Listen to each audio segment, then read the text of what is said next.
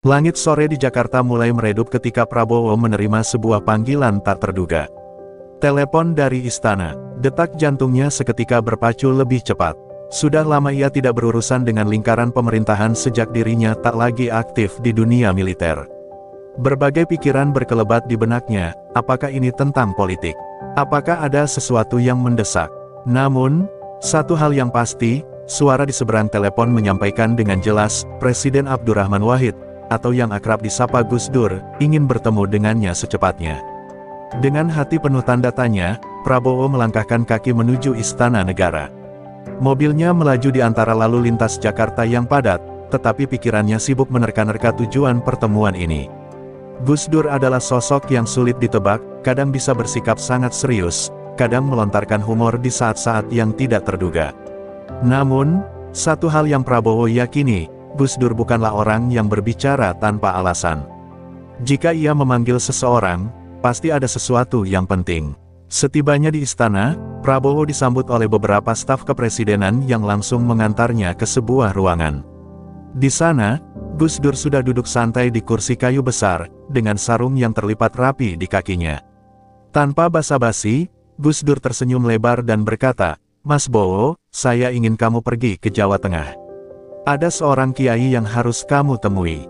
Prabowo mengernyit. Ia mencoba membaca ekspresi Gus Dur, tapi seperti biasa, presiden itu sulit ditebak.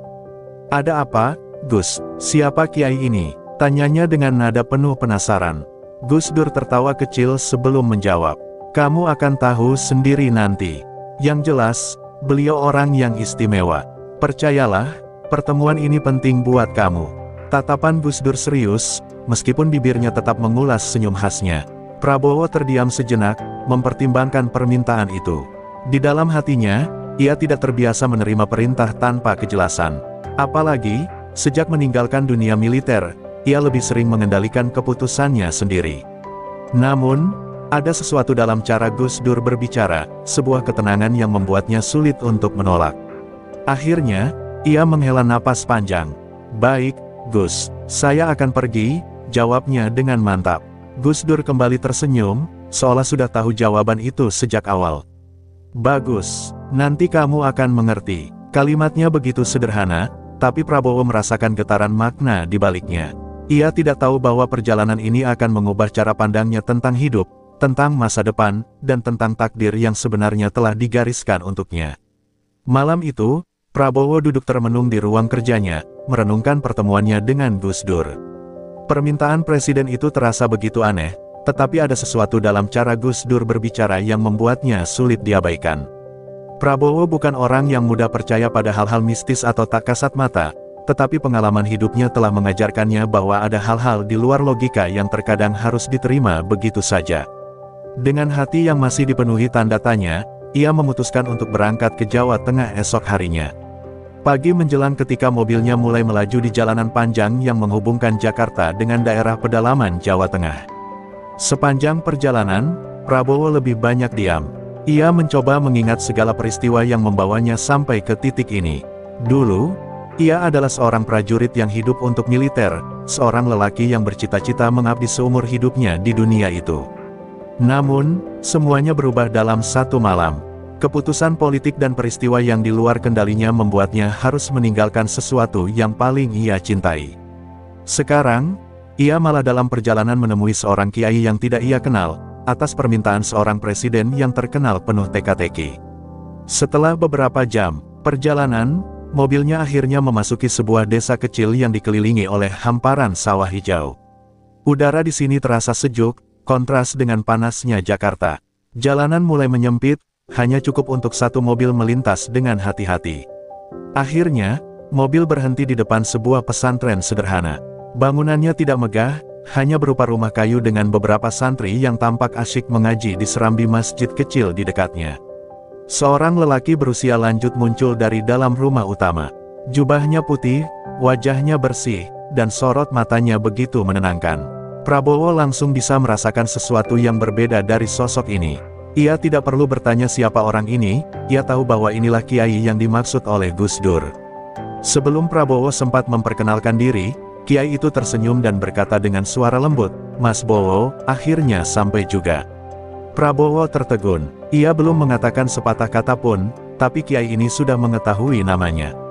Ada sesuatu yang membuat bulu kuduknya meremang. Namun, sebagai seorang yang terbiasa dengan disiplin dan kontrol diri, ia tidak ingin menunjukkan keterkejutannya. "Terima kasih, Kiai. Gus Dur meminta saya untuk menemui panjenengan," jawab Prabowo dengan nada penuh hormat. Kiai itu mengangguk perlahan. "Saya tahu. Mari kita berbincang di dalam, ada sesuatu yang perlu saya sampaikan kepadamu." Dengan perasaan yang semakin dipenuhi rasa penasaran, Prabowo melangkah masuk ke dalam rumah Kiai. Ia tidak tahu bahwa kata-kata yang akan ia dengar sebentar lagi akan mengubah jalan hidupnya selamanya. Ruangan di dalam rumah Kiai itu sederhana, hanya beralaskan tikar dengan beberapa kitab tua yang tersusun rapi di rak kayu. Aroma khas dupa bercampur dengan wangi teh melati yang mengepul dari sebuah cangkir kecil di hadapan Prabowo. Kiai itu duduk bersila di depannya, matanya tajam namun menenangkan, seolah mampu menembus lapisan terdalam jiwa seseorang. Prabowo merasa aneh. Ia sudah terbiasa menghadapi situasi sulit, perundingan politik, bahkan medan perang. Namun, di hadapan Kiai ini, ia merasa seperti seorang anak kecil yang tengah menanti nasihat dari seorang ayah. "Mas Bowo," suara sang Kiai lembut namun penuh wibawa, "kamu masih berharap kembali ke dunia militer, bukan?" Prabowo tersentak. Ia belum mengatakan apapun tentang keinginannya, tapi Kiai ini seakan bisa membaca pikirannya. Sejenak, ia mencoba menutupi keterkejutannya dan menjawab dengan tenang, "Benar, Kiai. Saya masih merasa dunia itu adalah tempat saya seharusnya berada." Kiai itu tersenyum tipis, lalu menghela napas panjang. "Sudahlah, Mas Bowo, takdirmu bukan lagi di sana. Kau tidak akan kembali ke dunia militer. Jalanmu kini berbeda." Hati Prabowo bergetar. Kata-kata itu menghantamnya lebih keras daripada serangan musuh di medan perang. "Tapi, Kiai, saya sudah mengabdikan hidup saya untuk itu. Saya siap berjuang lagi jika diberikan kesempatan," jawabnya, suaranya sedikit bergetar, bukan karena takut, tetapi karena ada sesuatu dalam dirinya yang menolak menerima kenyataan itu. Sang Kiai tetap tersenyum, seakan sudah memahami pergolakan batin Prabowo. "Kamu telah menjalani tugasmu di sana. Tapi sekarang, kau harus melangkah ke jalur yang lain. Kau akan menjadi seorang pengusaha, bukan seorang tentara." Kata-kata itu membuat Prabowo semakin terdiam. Ia tidak tahu mengapa, tetapi di dalam hatinya, ia merasakan sesuatu yang berat. Seolah ada bagian dari dirinya yang harus dilepaskan, meskipun ia tidak ingin. Melihat ekspresi Prabowo, sang Kiai melanjutkan dengan nada yang lebih lembut, "Jangan berpikir bahwa ini adalah akhir dari perjuanganmu. Justru, perjalananmu baru dimulai. Kau akan mengabdi pada bangsa ini dengan cara yang berbeda. Kau mungkin tidak akan memahami semuanya sekarang, tetapi suatu hari nanti, kau akan mengerti." Prabowo terdiam lama, matanya menatap lurus ke lantai, mencoba mencerna setiap kata yang baru saja ia dengar. Ia datang ke tempat ini dengan harapan akan menemukan jawaban, tetapi yang ia dapatkan justru sesuatu yang lebih sulit ia terima, sebuah kepastian bahwa mimpinya untuk kembali ke militer telah tertutup selamanya. Di luar, angin berembus pelan, menggoyangkan dedaunan di halaman pesantren. Seolah alam pun ikut berbicara, mengisyaratkan bahwa hari ini adalah titik balik dalam hidup Prabowo. Namun, apakah ia siap menerimanya? Ia sendiri belum tahu. Prabowo masih terpaku di tempatnya, pikirannya berkecamuk setelah mendengar perkataan sang Kiai. Baginya, dunia militer bukan sekadar profesi, itu adalah hidupnya, jati dirinya. Sejak muda, ia ditempa untuk menjadi prajurit sejati, mengabdi tanpa syarat demi bangsa dan negara. Namun, di hadapan seorang Kiai yang bahkan belum pernah ia temui sebelumnya, semua harapannya seolah dihentikan dengan satu kalimat sederhana, "Kau tidak akan kembali ke dunia militer." Setelah beberapa saat terdiam, Prabowo akhirnya menghela napas panjang. Ia menatap sang Kiai, mencoba mencari secercah harapan dalam sorot matanya, namun yang ia temukan hanyalah ketenangan yang tak tergoyahkan. "Kiai, apa benar tidak ada jalan bagi saya untuk kembali?" tanyanya, setengah berharap masih ada kemungkinan lain. Sang Kiai tersenyum lembut, seolah memahami beratnya beban yang kini menghimpit hati Prabowo. "Jalan hidup seseorang telah ditentukan, Mas Bowo. Kau bisa berusaha melawan, tetapi pada akhirnya, kau akan tetap mengarah ke takdir yang sudah digariskan. Percayalah, ini bukan akhir, tapi awal dari sesuatu yang lebih besar." Prabowo menunduk. Ia tahu sang kiai tidak berbicara sembarangan. Jika Gus Dur, seorang pemimpin besar yang terkenal dengan kebijaksanaannya, mengirimnya ke tempat ini, maka pasti ada sesuatu yang harus ia pelajari. Namun, menerima kenyataan ini tetaplah bukan hal yang mudah. Setelah beberapa saat, Prabowo akhirnya berpamitan. Sang kiai tidak menahannya, hanya mengangguk dan mengiringinya dengan doa. Saat ia melangkah keluar dari pesantren, langkahnya terasa lebih berat dibandingkan ketika ia datang. Ada sesuatu yang hilang dari dalam dirinya, sebuah harapan yang telah lama ia genggam erat, kini perlahan menghilang. Perjalanan kembali ke Jakarta terasa lebih sunyi. Prabowo lebih banyak diam, menatap kosong keluar jendela mobil.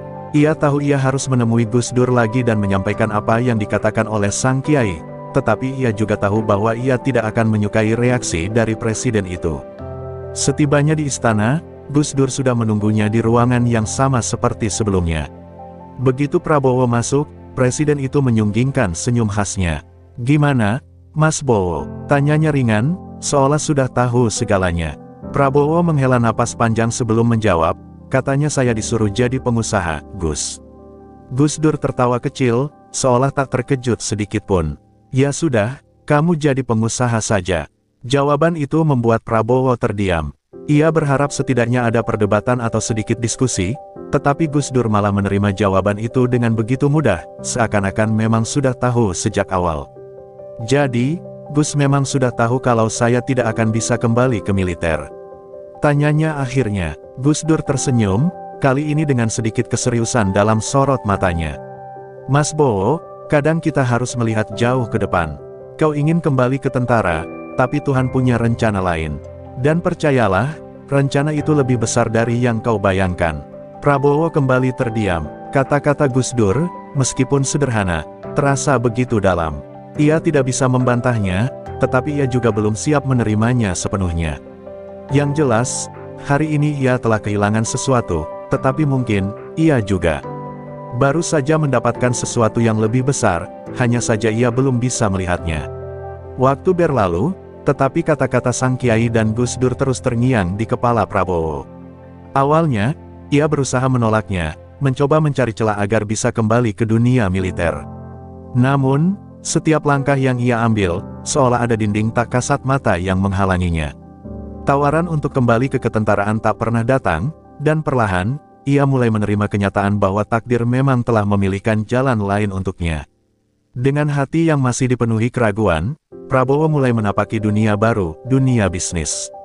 Ia mendirikan perusahaan, membangun jaringan, dan belajar bagaimana menjadi seorang pengusaha.